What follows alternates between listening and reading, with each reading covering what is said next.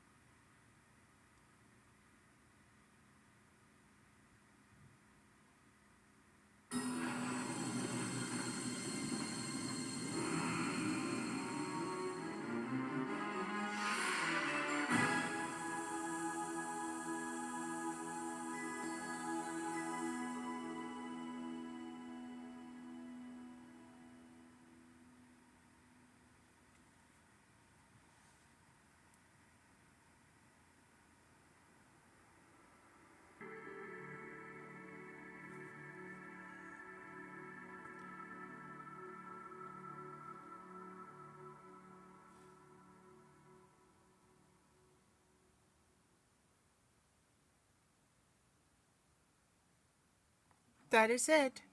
Stay tuned with the opening and closing to the Laserdisc. Gonna more dedicate for everybody with Valerie and Jason. And I'll come back real soon and see you later.